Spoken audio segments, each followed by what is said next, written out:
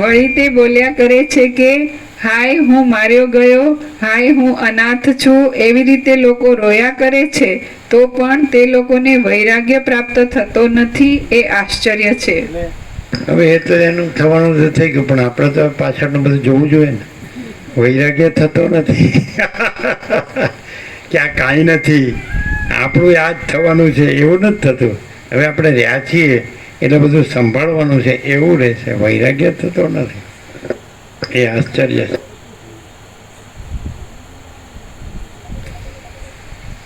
આખું જગત એના બધા પાસામાં સાવ ખોટું છે એવું રામ સિવાય ક્યાંય અમે સાંભળ્યું નથી.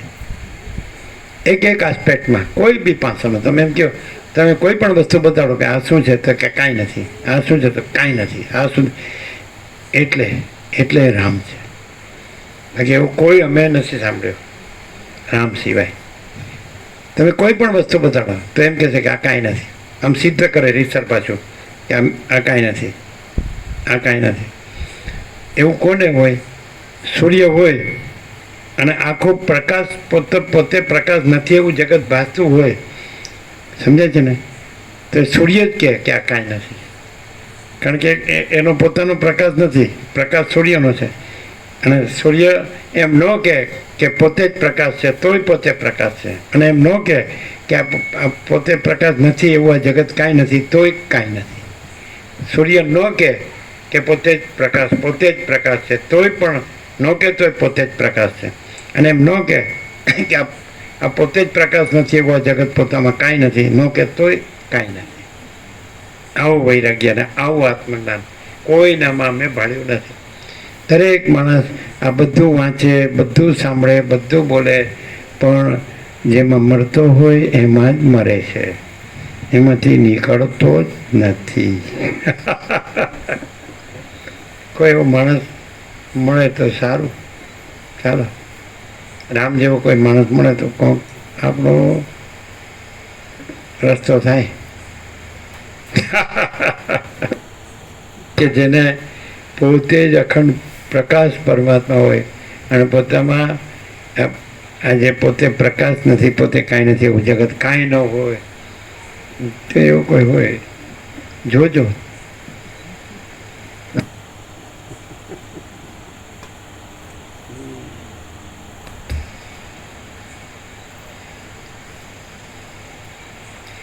રઘુવંશ રૂપી વનના ઊંચા શાલવૃક્ષ જેવા અને શત્રુઓને હણનારા એ રામ હમણાં આવી સ્થિતિમાં વર્તે છે, તેથી અમે અત્યંત ખેદ પામ્યા છીએ. હે મહાબાહુ, રામનું ચિત્ત એવું થઈ ગયું છે કે તેનું શું કરવું એ જ અમને સમજાતું નથી. માટે હે કમલ નેત્ર, આ વિષયમાં આપ જ અમારા આધાર છો. એટલે રામનું ચિત્ત જ બગડી ગયું છે, આ બધાનું ચિત્ત ઠેકાણે છે.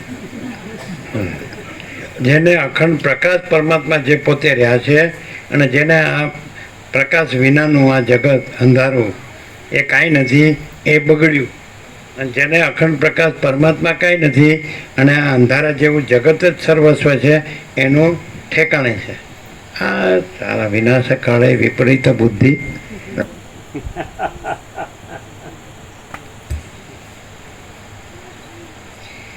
હે પ્રભુ, કોઈ રાજા અથવા બ્રાહ્મણ એમની આગળ બેસી એમને રાજનીતિનો કે વ્યવહારનો ઉપદેશ કરે છે તો તે પોતે એક માર્ગી હોવાથી તેમને જાણે મૂર્ખ ગણીને હસી કાઢે છે અને તેમની વાત કાને ધરતા નથી.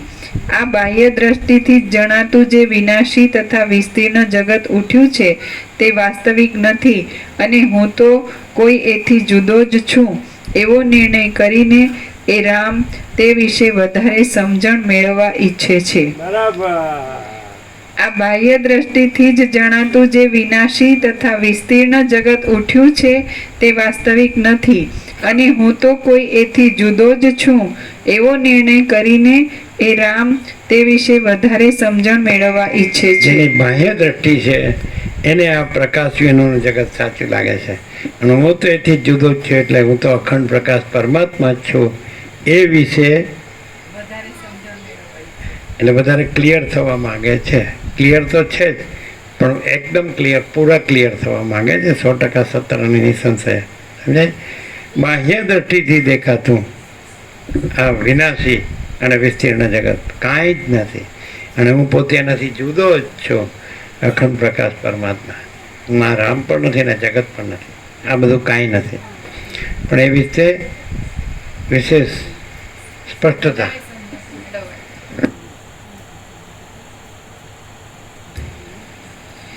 આ બાહ્ય દ્રષ્ટિથી જ જણાતું જે વિનાશી તથા વિસ્તીર્ણ જગત ઉઠ્યું છે તે વાસ્તવિક નથી, અને હું તો કોઈ એથી જુદો જ છું એવો નિર્ણય કરીને એ રામ તે વિશે વધારે સમજણ મેળવવા ઈચ્છે છે. આ જે જગત વિશે શું કીધું? વાસ્તવિક નથી એ વૈરાગ્ય, અને હું તો એથી જુદો જ છું એ આત્મજ્ઞાન. હું અખંડ પ્રકાશ પરમાત્મા છું એ આત્મજ્ઞાન. અને આ બાહ્ય દ્રષ્ટિથી દેખાતું વિસ્તીર્ણ વિનાશી જગત વાસ્તવિક નથી એ વૈરાગ્ય. બે અંદર આવી ગયા એક જ વાક્યમાં. સમજે? બાહ્ય દ્રષ્ટિ એટલે મોજા જોવા, અને અંદર એમના આધારમાં મહાસાગર ન જોવો, અંડરલાઈંગ રિયાલિટી. સમજાય? અને મહાસાગર છું હું પોતે જ, અને આ મોજા છે એ બાહ્ય દ્રષ્ટિથી દેખાય છે, વિસ્તીર્ણ અને વિનાશી. તો એ વાસ્તવિક નથી એ વૈરાગ્ય. મોજા વાસ્તવિક નથી એ વૈરાગ્ય, બાહ્ય દ્રષ્ટિથી દેખાય છે. અને હું તો એનાથી જુદો જ છું, મહાસાગર, તો એ અખંડ પ્રકાશ પરમાત્મા. તો પોતાના સ્વરૂપની ખબર છે, અને પોતામાં આ કાંઈ નથી એની એ ખબર છે, વાસ્તવિક નથી, બાહ્ય દ્રષ્ટિથી છે એ ખબર છે. પણ એના વિશે વધારે સંપૂર્ણ સ્પષ્ટ થવા માગે છે કે હમણાં જે થયું છે બરાબર છે ને. એટલે બધાય પછી કહે છે સિદ્ધો ઋષિમુનિઓ આ બરાબર જ છે. એને એકદમ હવે કોઈ શંકા ન રહેવા ક્લિયર કરી નાખો એ રીતે.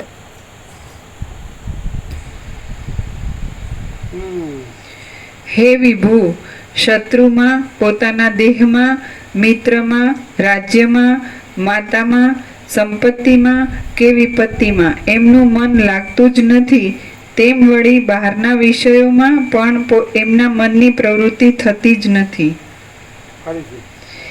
હે વિભુ, શત્રુમાં, પોતાના દેહમાં, મિત્રમાં, રાજ્યમાં, માતામાં, સંપત્તિમાં કે વિપત્તિમાં એમનું મન લાગતું જ નથી, તેમ વળી બહારના વિષયોમાં પણ એમના મનની પ્રવૃત્તિ થતી જ નથી.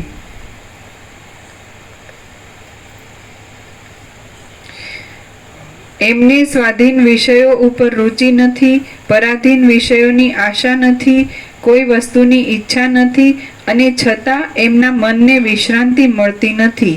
એ પોતે વિવેકી છે, તેથી એમને મૂઢ કહી શકતા નથી, અને એમને વિશ્રાંતિ મળી નથી, તેથી મુક્ત પણ કહી શકતા નથી. આથી અમે બહુ જ સંતાપ પામ્યા કરીએ છીએ. કોઈ એમને સ્વાધીન વિષયો ઉપર રુચિ નથી, પરાધીન વિષયોની આશા નથી, કોઈ વસ્તુની ઈચ્છા નથી, અને છતાં એમના મનને વિશ્રાંતિ મળતી નથી. એ પોતે વિવેકી છે, તેથી એમને મૂઢ કહી શકતા નથી, અને એમને વિશ્રાંતિ મળી નથી, તેથી મુક્ત પણ કહી શકતા નથી. આથી અમે બહુ જ સંતાપ પામ્યા કરીએ છીએ. ધનનું શું કામ છે, માતાઓનું શું કામ છે, રાજ્યનું શું કામ છે, અથવા ઉદ્યમનું શું કામ છે, એમ મનમાં નિશ્ચય કરીને તે જાણે મરવાની જ વાટ જોતા હોય એમ દેખાય છે. વરસાદ રોકાઈ જવાથી જેમ બપૈયો ઉદ્વેગ પામે, તેમ રામ ભોગ, આયુષ્ય, રાજ્ય, મિત્ર, પિતા અને માતા વિશે અત્યંત ઉદ્વેગ પામ્યા કરે છે.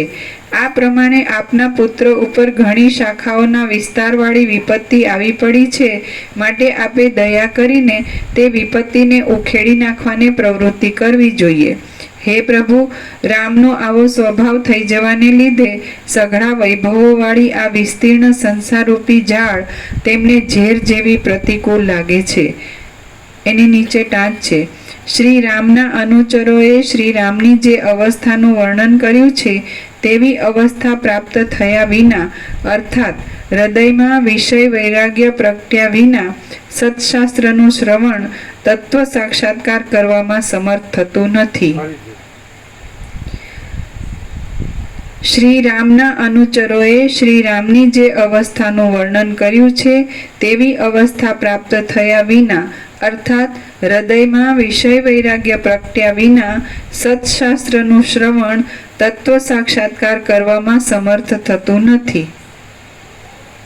રામ જેમ આખું જગત કાંઈ નથી, વાસ્તવિક નથી એવું લાગ્યા વિના અને પોતે એનાથી જુદો જ છે એવું લાગ્યા વિના સરળ શ્રવણથી તત્વ સાક્ષાત્કાર થતો નથી. પૂરું થાય છે ને? કરજો પૂરું.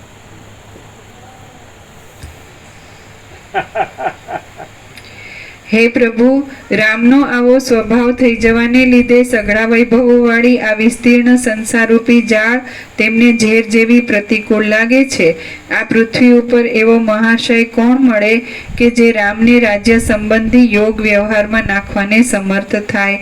જેમ સૂર્ય અંધારું મટાડીને જગતમાં પોતાના પ્રકાશકપણાને સફળ કરે છે, તેમ એ મહાત્મા એ રામના મનમાં રહેલા સઘળા દુઃખદાયી મોહને મટાડીને કોણ પોતાના ઉપદેશકપણાને સફળ કરે? શ્રી યોગ વાસિષ્ઠ મહારામાયણમાં વૈરાગ્ય પ્રકરણનો રામની સ્થિતિ નામનો સર્ગ 10મો સમાપ્ત. ઓમ ઓમ ઓમ. પ્રસાદ આપી દે. વાહ.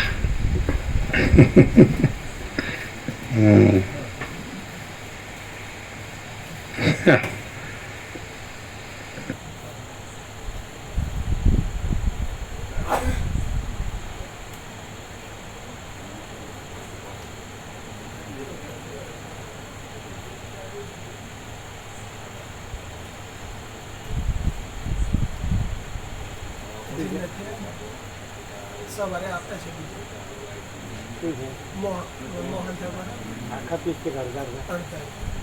અચ્છા, સવારે મોહનથાળ બધાને મળ્યો છે એટલે જેને ન મળ્યો અને અત્યારે આવ્યો હોય એ લોકો હાથ ઊંચા કરે. આપો. સવારે ન લીધો હોય મોહનથાળ પ્રસાદ આપો. હાથ ઊંચા કરો. સવારે ન લીધો હોય એ જો.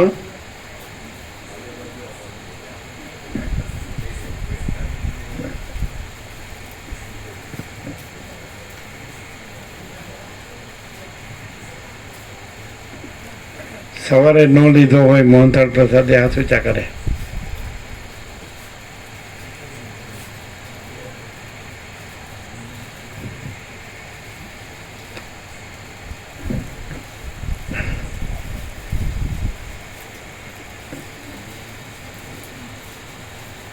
સવારે મોહનથાળ પ્રસાદ લીધો એ હાથ ઊંચા ના કરે, જેને ન લીધો એ હાથ ઊંચા કરે. સવારે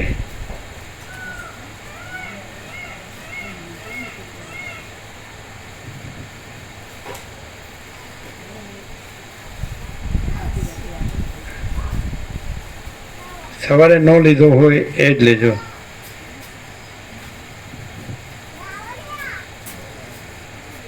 છે ને ફૂલ? સવારે જેને ન લીધો હોય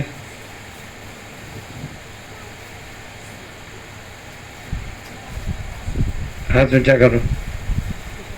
સવારે ન લીધો હોય એ બોલો. ઓર કોઈ?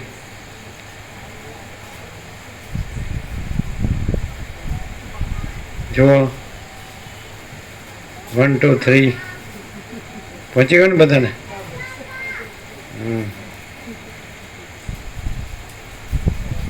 સવારે ન લીધો હોય કોઈ બાકી? આવી ગયો બધાને? આવી ગયો?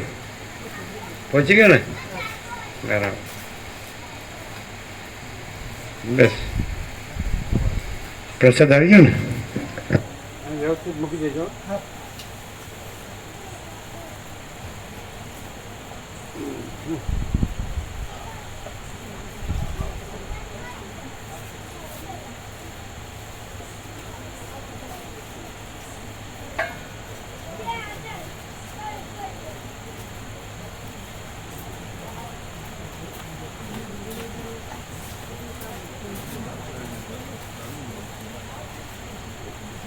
એવું લાગે ને કે બધા કેવો વેલ સેટ છે, તમે કેવો રખડો છો.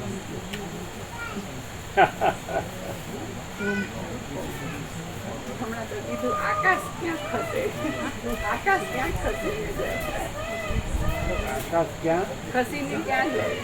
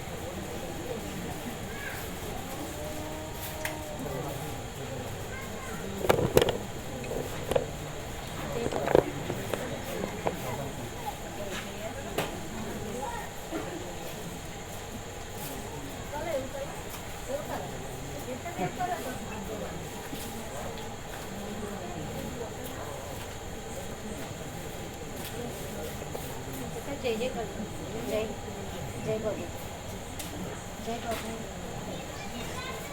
જય બાબુ ભલે ને દીદી કેવો કલર દીદી જેવો કલર દીદી જેવો કલર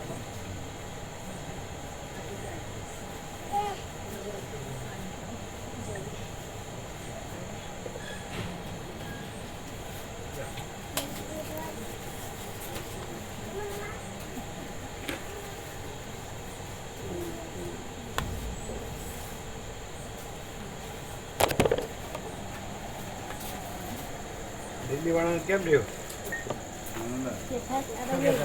આ બાજુ બધા આનંદમાં ફૂલ આવે એટલે કઈ રીતે ફૂલ એટલે એટલે કીધું પાછા જલ્દી આવજો એટલે કે અહીંયા જ છીએ ક્યાંય જવાનું નથી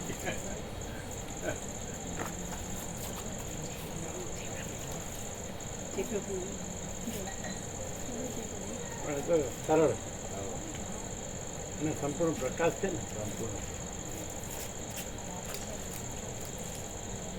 કેટલું પ્રેક્ટિકલ ક્લિયર થાય તો કોઈને થતું નહીં હોય લાઇટ છે અંધારું કાંઈ લાઇટ નથી આ પોતે પ્રકાશ નથી જગત એ કાંઈ પ્રકાશ નથી જે પ્રકાશ છે એ પોતે પ્રકાશ છે